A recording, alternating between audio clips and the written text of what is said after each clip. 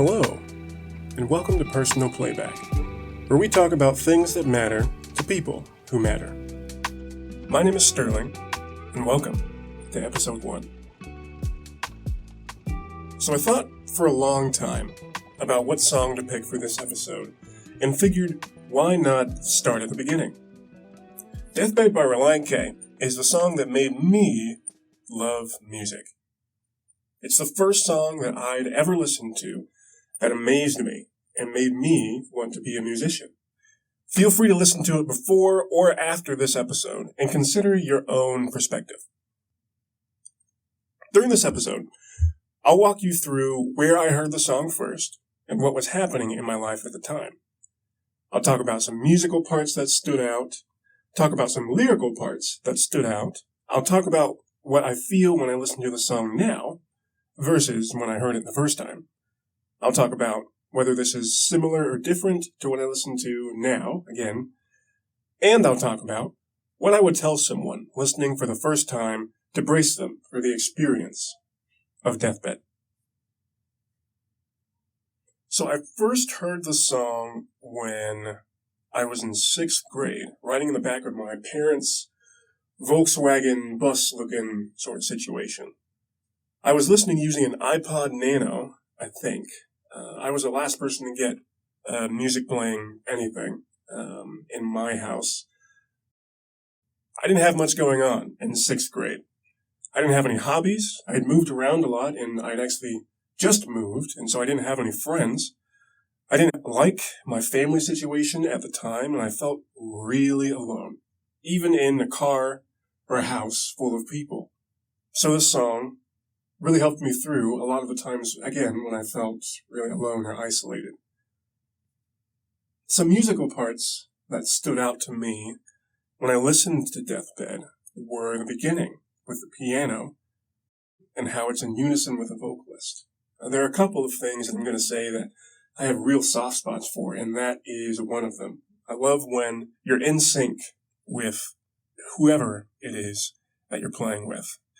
I love the variety of instruments that's in this song, too. That's something that really, in most of the music that I listen to, is unmatched.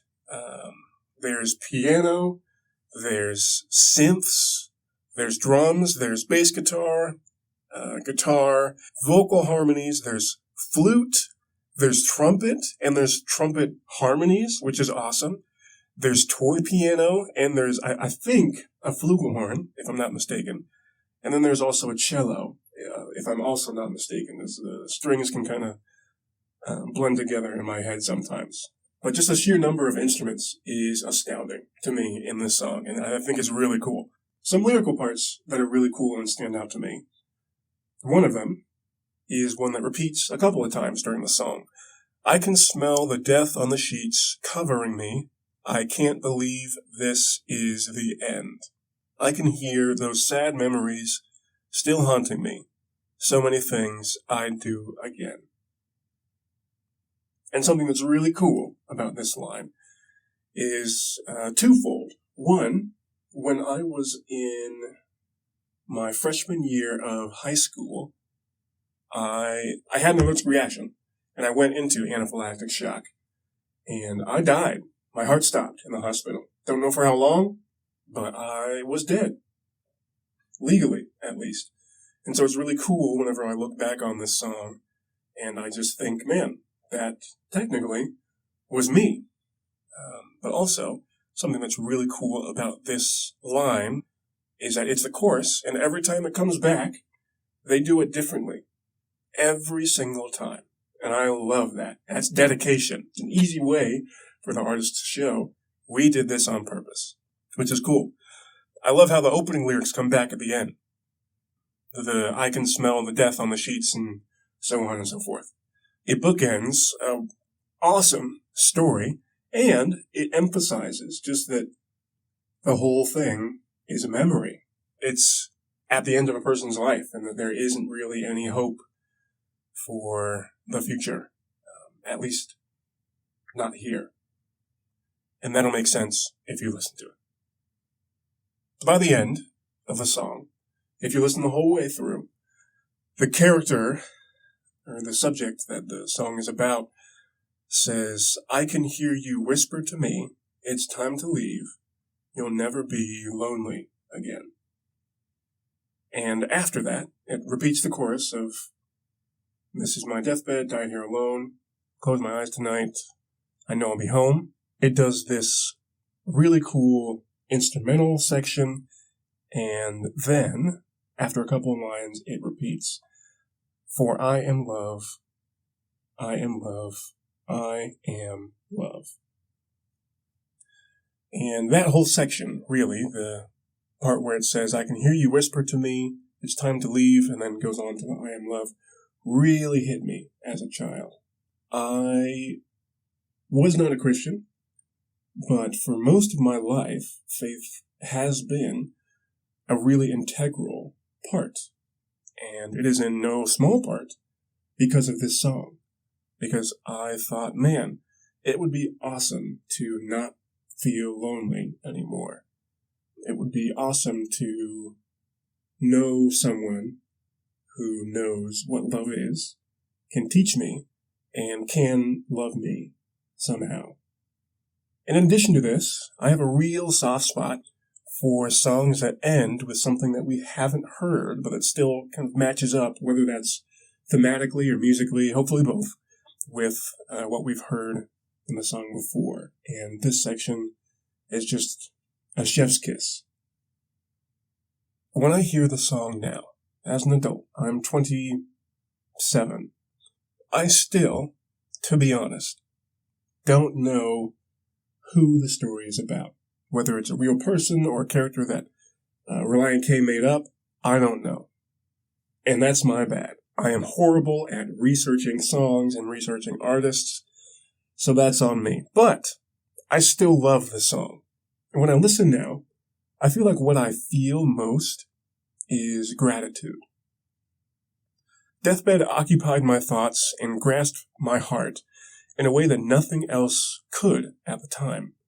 And I'm willing to bet that I wouldn't be a musician if not for this song. I still think it's a masterpiece. It impacts me today, still. It reminds me of what music can be, and it's awe-inspiring with the story that it tells. In my opinion, that's what the best artists are cognizant of, that they are telling a story. You don't have to, but again, for me, it's what makes music amazing. I listen to a lot of different things, and I feel like musically, this song falls right in line with what I tend to listen to, even now again, as an adult. I actually have a checklist that I've sent a lot of my friends of what makes a song a good song, quote unquote, to me. And that doesn't mean that it's better than any other song or that it is worse than any other song. It just means that if you get a higher score, then I'm more likely to like it. And this song, if not perfect, it is near perfect in every category. So, pretty much, that's Deathbed by Relient K, my take on it, and how it has changed my life. But, if you, dear listener, were listening to this for the first time, I'd keep a couple things in mind. One, at the beginning of the song, there's this noise that sounds like a door opening. When I listened to the song in 6th grade, I remember, especially at night, I would be very afraid because I thought every time, for maybe 6 times in a row, that someone was opening my door and just walking in. And I would look around and no one would be there. And then I would listen to the song, feel good about it, cry a little bit, and then I would hear at the beginning when it would repeat, just the same door opening for some reason. I did that at least 6 times. So I guess that's a scare warning, jump scare. Number 2, it is 11 minutes long. So if you don't have that kind of time, I get it. I recommend you set aside, again, 11 minutes, at least to listen to the song, and then another maybe 15 just to process what you just heard. It talks about some really heavy subjects, including God, death, substance abuse, divorce, and some other things. So I would ready yourself for that. So it is kind of heavy, but it is worth it. And with that, we can call it there. This has been Personal Playback, where we talk about things that matter to people who matter.